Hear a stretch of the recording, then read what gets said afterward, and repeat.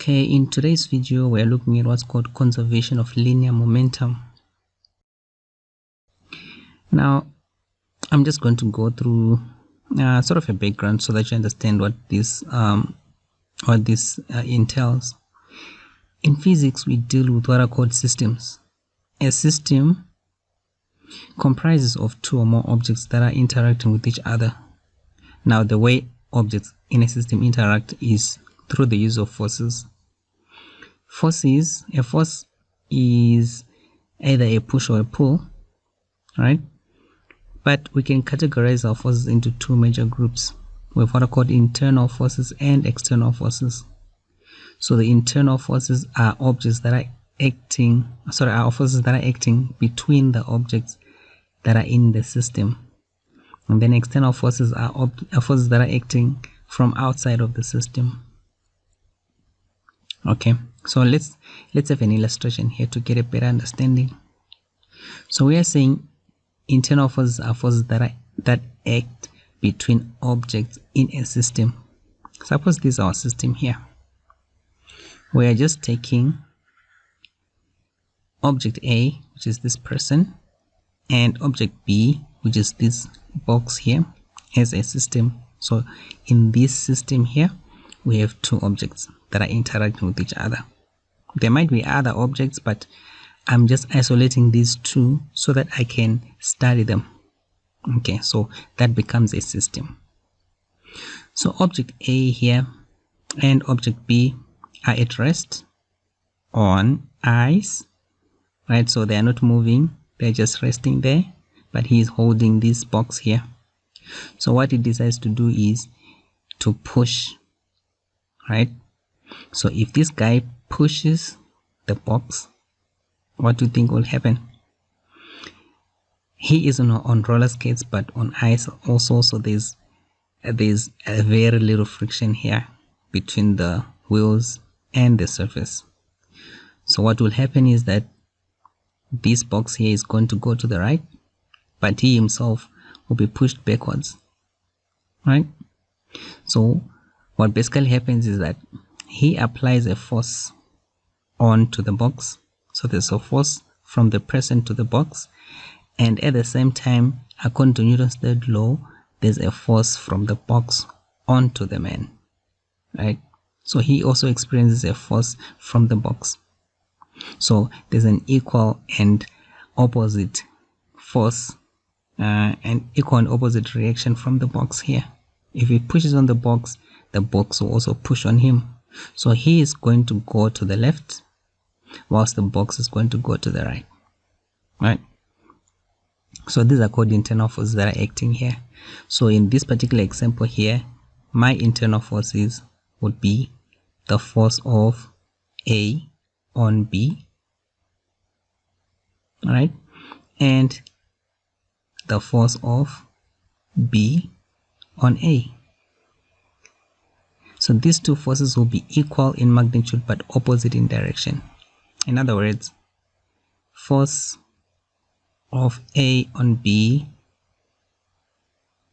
will be equal to negative the force of B on A. Equal forces but in the opposite directions. Right? Remember, this negative sign is just for direction, not necessarily the magnitude. Alright. So these are called internal forces. Internal forces are forces that are acting between objects that are interacting with each other in a system. Now, one point that you have to appreciate is this. The sum of internal forces always equal to 0 because they cancel each other. So if I take the force of A on B and I add to the force of B on A, I must get 0 because they are cancelling each other, right? So if I can say the force of A on B plus the force of B on A, so if my force of A on B is this one here, the force of B on A would be negative. So if I'm adding negative force of B on A, I'll definitely get a 0 here because the force of A on B minus the force of B on A will be equal to 0, since the two are equal in magnitude but opposite in direction. Right? So internal forces, they always equal to 0 when you add them together. Right? This is important because if you only have internal forces acting on objects, you won't have any resultant force. So in other words, the net force acting on objects will be equal to 0 here. The net force for internal forces is equal to 0. Okay? Right. Now, external forces, what are they? These are forces that emanate from outside of objects that are in a system. Forces that come from the outside part of my system. Examples would be an applied force, frictional force, normal force, weight. These are some of the examples of what are called external forces. Now, external forces may or may not add up to 0. It depends on the situation. For example, if let's say an object is accelerating or slowing down, then the sum of the external forces is not 0. So if there is some form of acceleration here, then the net force cannot be equal to 0, because there is acceleration. But if the acceleration is 0, then there'll be no net force acting on our object. Right? If no net force acts on the object, then the acceleration will be 0, the net force will be 0, our change in momentum will be 0. I think we saw that when the resultant force is 0, then delta P is 0. And also the total momentum will be conserved, so the total momentum of the system will remain the same. Okay, so we are saying here, if there is no net force, then the acceleration is 0. F net is equal to ma. We know that. If there is no acceleration, it means that we are saying mass times 0, which equals to 0 newtons. Right? Okay, so if there is no acceleration, then there is no net force, and the delta P will be equal to 0. So we saw this from this formula, F net equals to delta P over delta T. If there's no change in momentum, if our net force is to be 0 here, our change in momentum will also be 0. Our delta T cannot be 0, but our change in momentum would definitely be 0 here. Right? So in this particular case, if this happens, then the total momentum is going to be conserved, because if you don't have external forces, it simply means that you only have internal forces. And if you only have internal forces, the sum of those particular forces will be equal to 0. Okay, so we come to a very important term here called an isolated system. An isolated system is defined as a system on which the net external forces is 0. So that's what we call an isolated system. It is a system where we don't have external forces at all. So in other words, if we isolate two objects here, and these objects are interacting with each other, and there are no external forces from outside the environment, okay, if there are no external forces here, then it means that I only have internal forces acting between the objects. And since these internal forces sum up to 0, the system is called an isolated system. It's acting independently of its external environment, and hence the only forces acting here are the internal forces, and the internal forces sum up to 0 because they cancel each other. Alright, so this is the definition of an isolated system.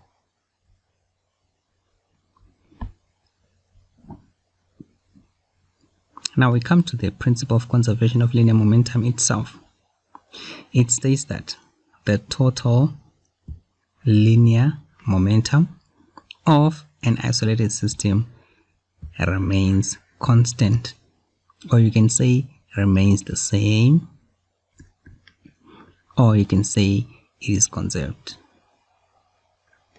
So what this means is this: if I take the momentum of two objects before a collision has occurred, it must be equal to the momentum of those two objects combined together after the collision has occurred.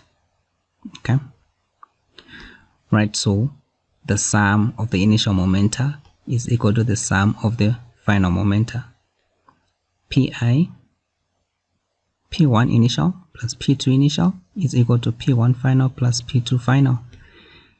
And the way we write our initial momentum, mass 1 times velocity 1 initial plus mass 2 times velocity 2 initial, it must be equal to mass 1 times the final velocity of that object plus mass number 2 times the final velocity of that particular object. So this is the law or the principle of conservation of linear momentum. Before a collision occurs, before collision, you have a particular sum of the momenta, so we call that Pi. It must be equal to the momenta after collision.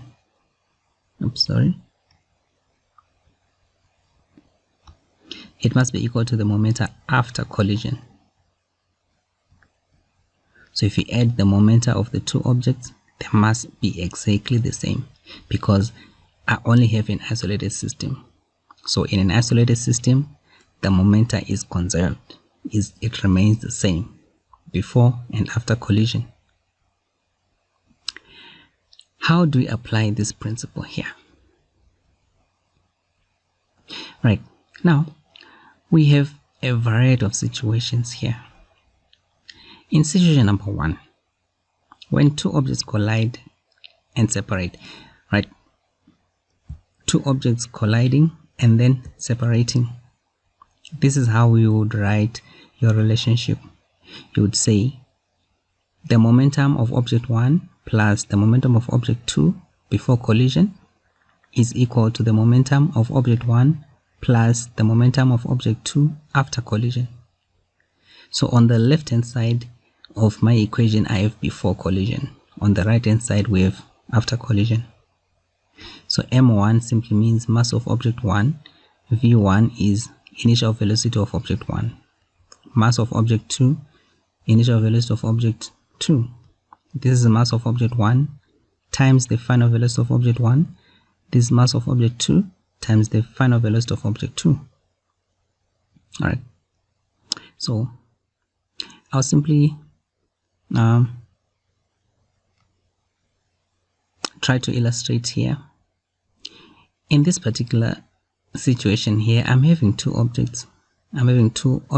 This is mass number 1, and then this one is mass number 2. Mass number 1 is moving to the right at a particular velocity, which is 3.5. Mass number 2 is moving to the left at a velocity of 2 meters per second.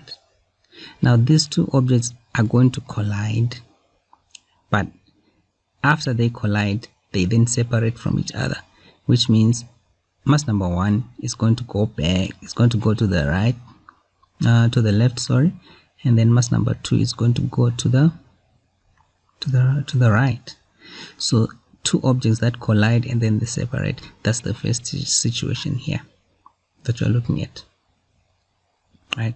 So we have a variety of situations that we deal with in momentum. Now let me just try to play for you this situation here.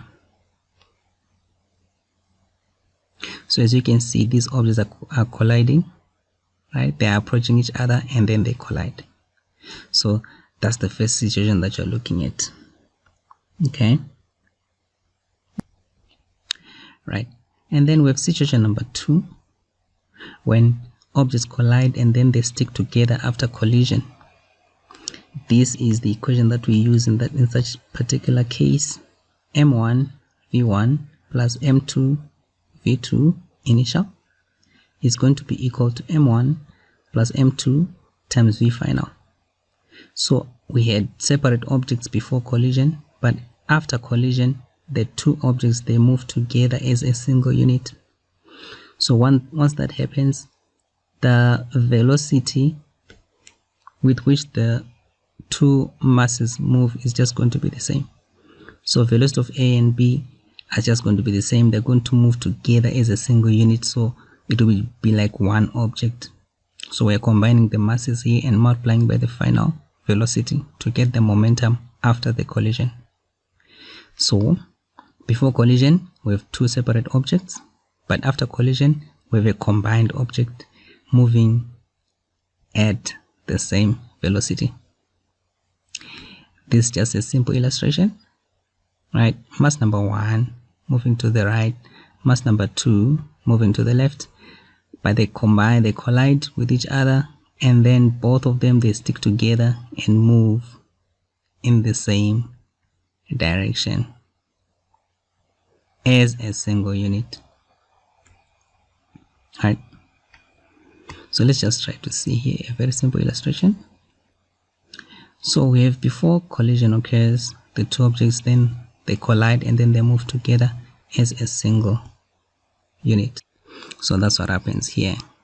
Okay, the third one, when a single object disintegrates into separate objects, we call it an explosion. Right? For example, when you fire a gun, that's an explosion, right? So here's the situation here. Initially, we have two objects that are acting as one, and then after the collision, they separate into separate objects. So M1 plus M2, they have the same initial velocity here before the collision.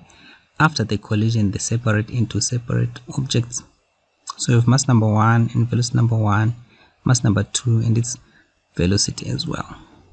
So it can be a situation like this, where you have this cannonball and the cannon itself being a single system, and then explosion occurs. After it occurs, you expect the cannon here is actually going to go to the left, right? After firing here, I expect this to go to the left, and the cannonball here is going to go to the right. So two objects initially before collision. After collision, we have two separate objects. So two objects here that are combined into one, but after the collision or after the explosion, we have two separate objects. So this movement of the cannon to the left hand side is called the recoil. Recoil. So after firing a gun, the gun moves backwards. I think you've seen that before. We call that the recoil. So sometimes you might find questions that say calculate the recoil velocity. It's just the backward movement or the backward momentum of an object after discharging a bullet or after an explosion has occurred. So in this question here, we're going to apply the knowledge of conservation of linear momentum. We are told that a bullet of mass 20 grams is fired from a stationary rifle. Stationary, meaning that it was not moving, of mass 3 kgs. Assume that the bullet moves horizontally. Immediately after firing, the rifle recoils, meaning that it moves backwards with a velocity of 1.4 meters per second. One of the ways that will help you a lot in tackling physics problems is to try to draw a sketch of the situation. So we have a gun with a bullet inside. So this is before collision,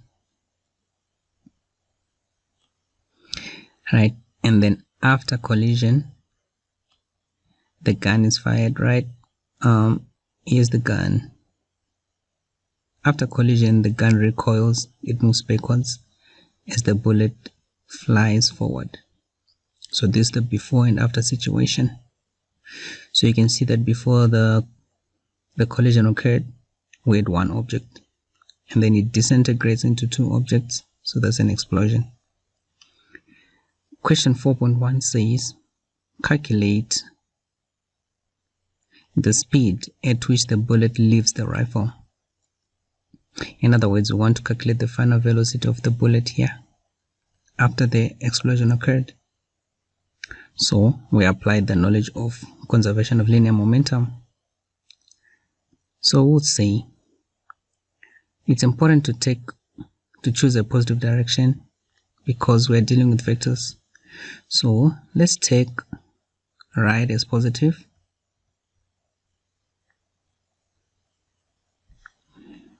Okay. All right. So now, before the collision occurred, we had one object. So we're going to say mass number 1 plus mass number 2 multiplied by the initial velocity, Vi, is equal to, after collision, it's mass number 1 with its own velocity plus mass number 2 with its own velocity as well. Right? So initially they were stationary, velocity was 0. Right? The mass of the bullet is 20 grams, so we need to convert that to kgs. And then we combine with the mass of the gun. So 20 divided by 1000, that gives us 0.02. So we have 0.02 plus 3, which is the mass of the gun, multiplied by 0, their initial velocity before the collision, is equal to the mass of the bullet, which is 0.02 with its final velocity, plus the mass of the gun, 3 kgs, multiplied by negative 1.4, because this velocity here is going in the opposite direction. Okay, it moves backwards, so we must say negative 1.4 here. So 0 is equal to 0.02 V final minus, so we have 4.2 here. Right, if I transpose this to this side, I have 4.2 equals to 0.02 V final. Then I divide both sides by 0.02. So we have 4.2 over 0.02. That gives us 210. So it means that the final velocity of our gun is equal to 210 meters per second in the forward direction, or to the right. Alright, so the question just wants speed, so no need for me to state the direction here at the end of my calculation. So that is how we calculate the speed of the bullet by applying the law of conservation of linear momentum. Now we have this interesting question 4.2. The information that we have here, it says the bullet strikes a stationary 5 kg wooden block which is fixed, very important, it's fixed on a flat horizontal table. The bullet is brought to rest after traveling a distance of 0.4 meters into the block. Refer to the diagram below. So we have our bullet here which is moving into the block. So it starts from this particular point and stops at that particular point. So this distance here is 0.4 meters. Okay, now this 0.4 meters is the displacement that we have inside the bullet, because this wooden block does not move at all. It's in a fixed position. Now I want to calculate the average force exerted by the block on the bullet. In other words, I want to calculate the net force acting on the bullet. So now there are quite a number of ways for us to approach this problem. We could first of all try to calculate the acceleration of the bullet within the block, and then we use Newton's second law to find the force that is going to be applied there. So we can say using equations of motion, right, I can say the final velocity squared equals to the initial velocity squared plus 2a delta x. My final velocity is 0, it's coming to a stop. My initial velocity of the bullet is 210, so I'll simply take this one here, squared plus 2a multiplied by 0.4. Right, so I have 0 here. This is equal to, so let me square that, square the answer for 400. So I have 100 plus 2 multiplied by 0.4, that's 0.8 a. Then I simply going to transpose this one. I have negative 44100 equals to 0.8 a. Then I divide both sides by 0.8. I get 55125. The acceleration is equal to negative 55125 meters per second squared. Right, which makes sense because it's coming to a stop, so meaning that it's actually accelerating in the opposite direction. So now I have my acceleration. I'll simply have to use my Newton's second law. F net equals to ma. The net force is going to be equal to the mass. So I'll look at the mass of the bullet here, which is 0.2 grams, because this one is fixed and its position is not moving. Right, so I have 0.02 multiplied by negative 55125. After multiplying here, 0.02, I get 1102.5 newtons. That's actually negative, so it means that the net force is equal to 1102.5 newtons in the opposite direction. But the question wants magnitude, so I'm not worried about the direction. Then I'm done.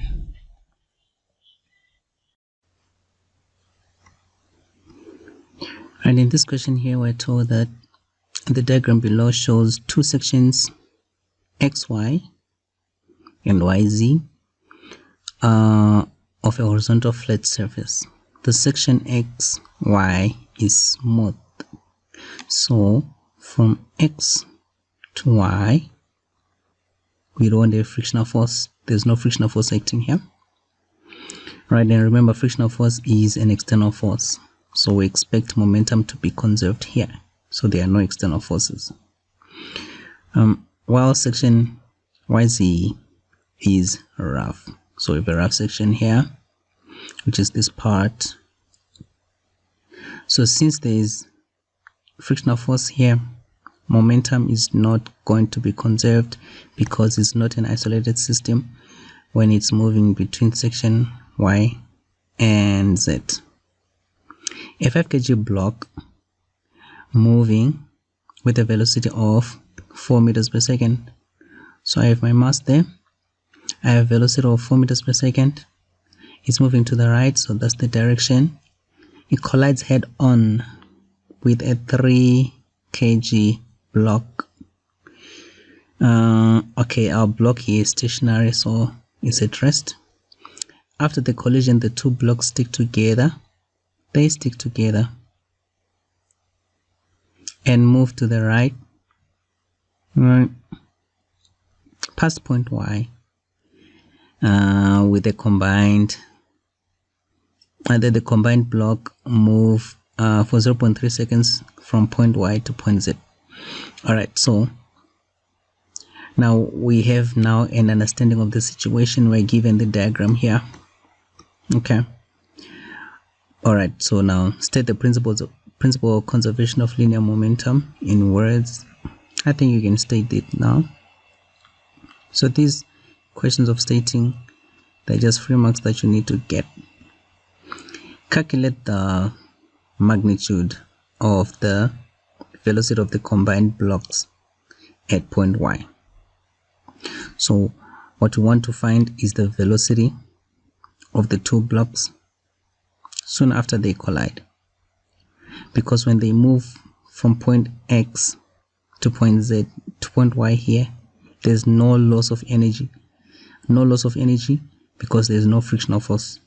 Right, so the speed is just going to remain constant. So as they collide from this particular point all the way to this particular point, the speed will remain the same because there's no frictional force to remove the energy from that system. Alright, now I need to understand here, before the collision and after the collision, I had two objects that were separate. So I have object 1, here's my 5 kg block, and here's my 3 kg block. So the 5 kg block and the 3 kg block, this one is moving here and this one is just stationary, and then they collide and move together as a single unit to the right with a velocity of, okay, we're not given the velocity here. Alright, so we want to find this velocity after they collide there. Alright, now I'll say 6.2.1. So I'll take right as positive.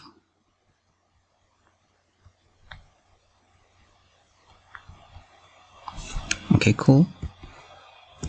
Then I'll say the momentum of object 1, m1v1 initial, plus m2v2 initial.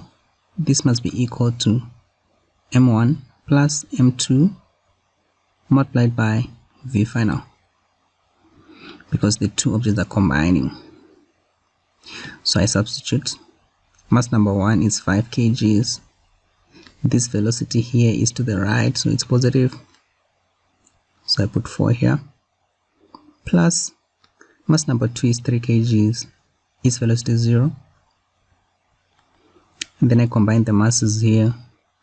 5 plus 3 multiplied by the final velocity. This is what I want to calculate. So I have 20 plus 0. This is equal to 8 VF. Then I must simply divide both sides by 8 to get my final velocity. Over 8 over 8. This cancels that. Therefore my final velocity is going to be equal to 20 over 8. I have 2.5 meters per second. The question wants velocity, and remember velocity is a vector quantity, so I must state the direction. So it's to the right.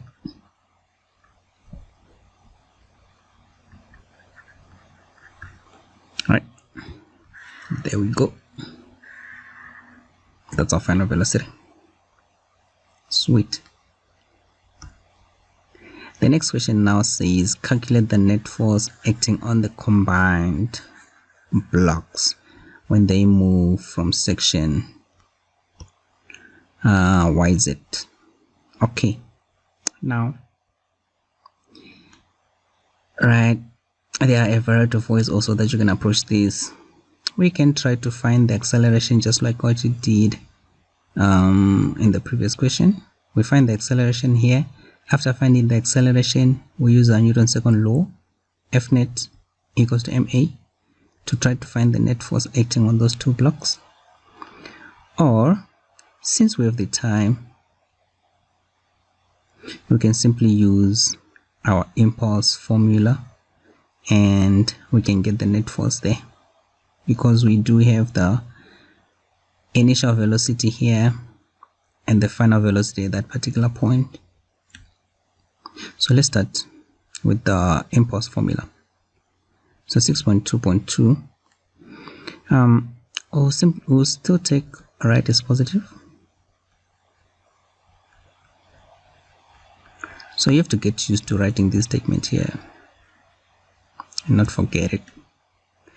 So I'll say the net force times the delta T equals to delta P.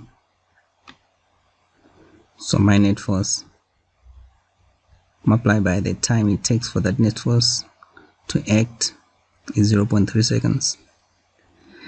During that 0.3 seconds, our momentum changes. So we're going to say mass V final minus V initial. Net force times 0.3. Now we're looking at the mass of the two objects combined together, so it's 5 plus 3, which is 8.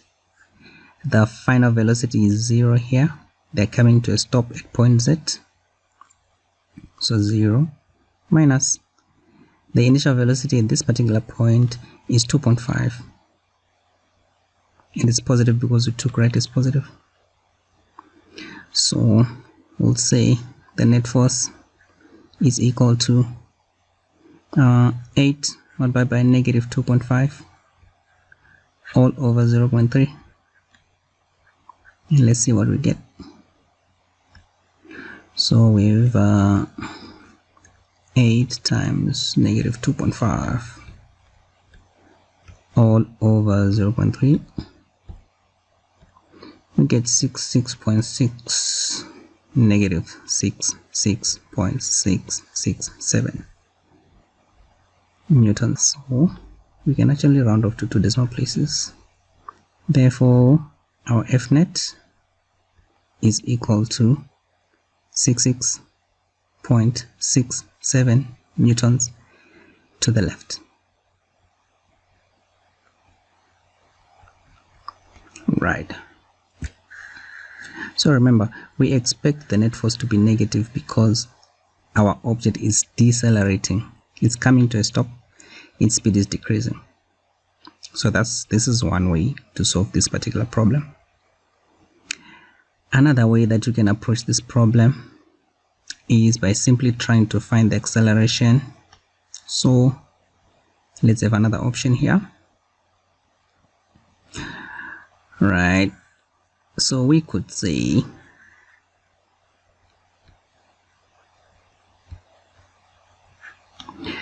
between point Y and Z, we can find the acceleration. So we'll say VF minus VF is equal to VI plus A delta T. The final velocity is 0. The initial one is 2.5 plus A multiplied by 0.3. Alright, so I take 2.5 to the other side. Negative 2.5 equals to 0.3 A. Then I divide negative 2.5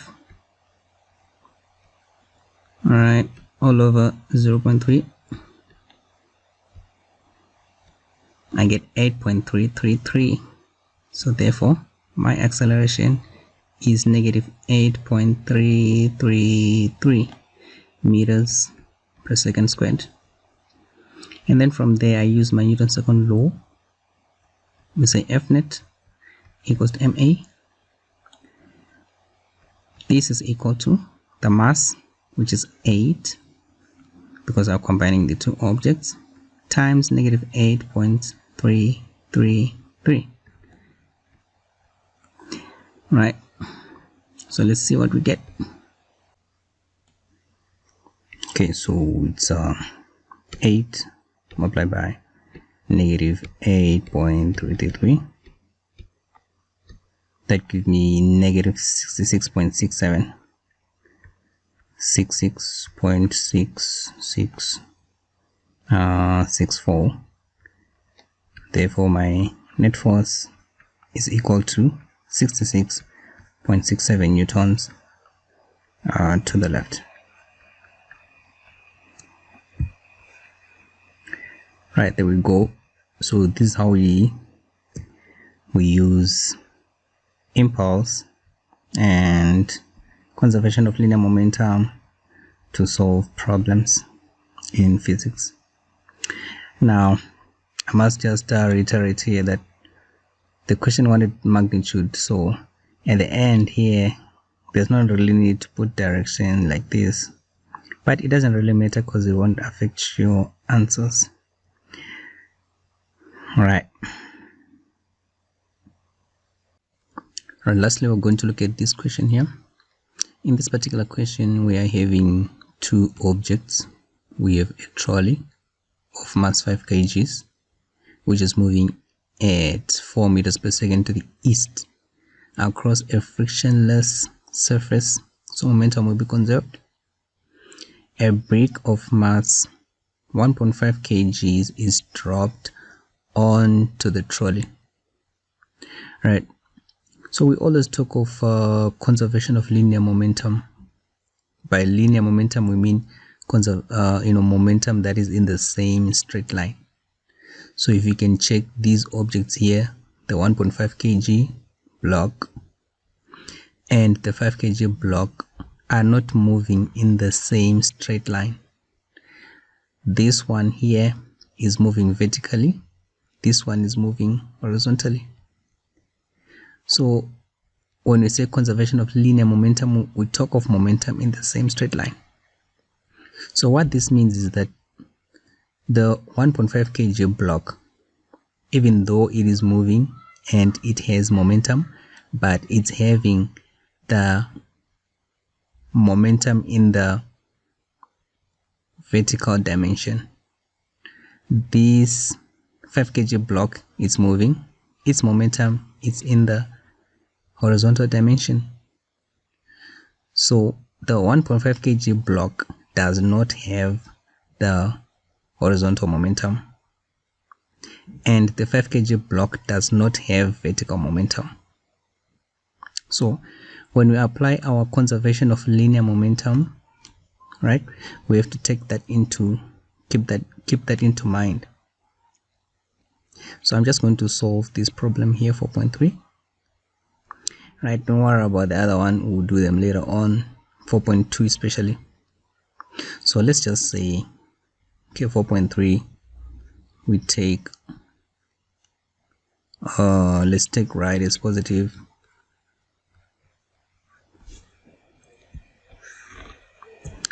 and then we'll say, so before the collision we have two separate objects, right, m1 v1 initial plus m2 v2 initial equals to m1 plus m2 v final, because they're combining at the end of the day, right? So remember, I'm looking for change in momentum here, but I cannot find the change in momentum if I don't have the final velocity after the collision has occurred, right? So I need to first find this final velocity, and then I'll then have to subtract to find the change in momentum. So mass number 1, let's take the 1.5 kg as mass number 1. Right, the 1.5 kg we'll say 0 here because we're looking at the vertical velocity. It only has vertical velocity, it has no horizontal velocity. All right, so this one here, v horizontal is 0 for this block here, but vertical velocity is there, but we are not worried about the vertical dimension here, we're only worried about the horizontal movement. Okay, so it does not have any horizontal velocity, plus 5 multiplied by 4. This 5 kg block has horizontal velocity, so the horizontal velocity for this guy here is 4 meters per second. All right, so we combine our objects. The mass 1.5 plus 5 multiplied by v final. So if 0 here plus 20 equals to 6.5 v final. Then I'm going to divide 20 by that. My v final is going to be equal to 20. Oopsie.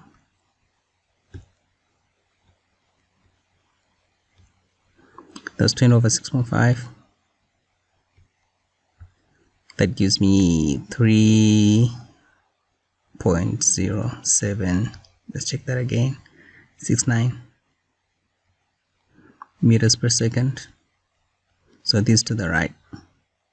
This is the velocity of both trolleys, of the trolley, of both objects as they move after the collision. Now, and I need to calculate the change in momentum now. But this change in momentum is only for the 5 kg block. So I'm only going to use the 5 kg mass here. So I'll say m v final minus v initial. The mass of the block is 5 multiplied by the final velocity. So I'm going to take this 3.0769 minus the initial one would be the one that it was moving with before the collision occurred, which is 4. All right, so let me multiply that. Right, so I'm going to say 5 multiplied by the answer minus 4. So I get 4.62, negative 4.62 kgs meters per second, which is equal to 4.62 kgs meters per second to the right, to the east. So I'm going to say to the west. All right, so that's how we solve this particular problem. So remember, in linear momentum, we're looking at momentum in one dimension. The moment you have 2 dimensions here, one of them must have 0 linear momentum, right? Because it's not moving in the horizontal dimension. So this one here has 0 linear momentum because its momentum is vertical. This one has horizontal momentum. It does not, however, have any vertical momentum. So we're looking at momentum being conserved only in one dimension. Right, so I hope that helped.